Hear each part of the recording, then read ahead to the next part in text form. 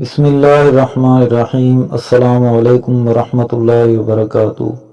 ایک مرتبہ اللہ نے حضرت اسرائیل علیہ السلام سے دریافت کیا کہ اے اسرائیل، آج تک جن لوگوں کی روح تو نے قبض کی ان میں سے کسی پر تجھے رحم بھی آیا؟ اسرائیل نے عرض کیا، اے پروردگار، تو خوب جانتا ہے کہ روح قبض کرتے وقت ہمیشہ میرا دل دکھتا ہے، لیکن تیرے حکم سے سرتابی کی مجال کہاں؟ خدا نے پوچھا، یہ بتا تجھے سب سے زیادہ رحم کس پر آیا؟ الہی، ایک موت ایسی ہے جو بھلائے نہیں بھولتی، اور وہ غم ایسا ہے جو تنہائی میں بھی میرے ساتھ رہتا ہے۔ ایک کشتی مردوں اور عورتوں سے بھری ہوئی سمندر میں سفر کر رہی تھی۔ تو نے حکم دیا، اس کشتی کو فنا کر دے۔ میں نے کشتی کو پاش پاش کر دیا۔ تو نے فرمایا، سب مردوں اور عورتوں کی روحیں قبض کر لو، لیکن ایک عورت اور اس کے نوزائیدہ بچے کو چھوڑ دے۔ میں نے اس حکم کی بھی تعمیل کی، سب کی جانیں قبض کر لیں۔ ایک بہتے تختے پر ماں اور اس کا بچہ رہ گئے، اور پھر وہ تختہ سمندر کے کنارے پر پہنچ گیا۔ میں اس ماں اور بچے کی جان بچ جانے سے بہت خوش ہوا، لیکن پھر تیرا حکم آیا، اسرائیل، جلد ماں کی روح قبض کر لو اور بچے کو اکیلا چھوڑ دے۔ اے باری تعالیٰ، تو خوب جانتا ہے یہ حکم پا کر میرا کلیجہ کانپ گیا تھا۔ مجھے اس شیر خوار بچے کو اس کی ماں سے الگ کر کے جس قدر تکلیف پہنچی تھی، اب اس واقعے کو ایک مدت بیت چکی ہے، لیکن وہ بچہ برابر یاد آتا ہے۔ اللہ تعالیٰ نے فرمایا، کیا تو جانتا ہے کہ وہ بچہ اب کہاں ہے اور کس حال میں ہے؟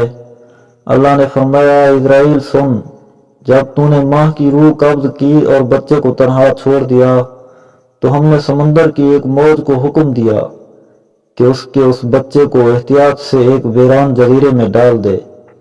اس جزیرے میں ایک سرسبز اور گھنا جنگل تھا، یہاں صاف شفاف میٹھے پانی کے چشمے بہتے تھے اور بے شمار پھلدار درخت تھے۔ اس جزیرے پر ہم نے اپنے فضل و کرم سے محض اس بچے کی خاطر لاکھوں خوشنما اور حسین پرندے بھیجے جو ہر وقت چہچہاتے اور نیا راگ تھے۔ ہم نے چنبیلی کے پھولوں اور پتوں کو حکم دیا کہ اس بچے کا بستر تیار کرو تاکہ وہ اس پر آرام کی نیند سوئے۔ ہم نے اسے ہر خوف اور خطرے سے محفوظ کر دیا۔ آفتاب کو حکم دیا کہ اپنی تیز دھوپ اس پر نہ ڈالو۔ ہوا کو حکم فرمایا، اس پر آہستہ آہستہ چل۔ بادلوں کو حکم دیا، اس پر میਂہ نہ برسانا۔ بجلی کو ہدایت کی کہ خبردار، اسے اپنی تیزی دکھا کر مت ڈرا۔ انہیں دنوں جنگل میں بھیڑیے کی مادہ نے بچے دیے تھے۔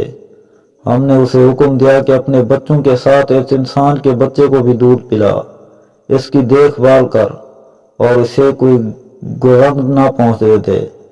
اے اسرائیل، اس نے بھی ہمارے حکم کی تعمیل کی، یہاں تک کہ وہ تنہا اور بظاہر بے یار و مددگار بچہ پرورش پا کر خوب صحت مند اور بہادر ہو گیا۔ ہم نے اس کے پاؤں میں کبھی کانٹا بھی نہ چبھنے دیا۔ دنیا جہان کی نعمتیں اسے عطا کی اور وہ ان کا شکر بھی ادا کرتا تھا۔ اور اب اے ملک الموت، تو جانتا ہے وہ بچہ کہاں ہے اور کیا کر رہا ہے؟ اسرائیل نے سجدہ کرتے ہوئے عرض کیا، تجھ ہی کو علم ہے اے میرے پروردگار۔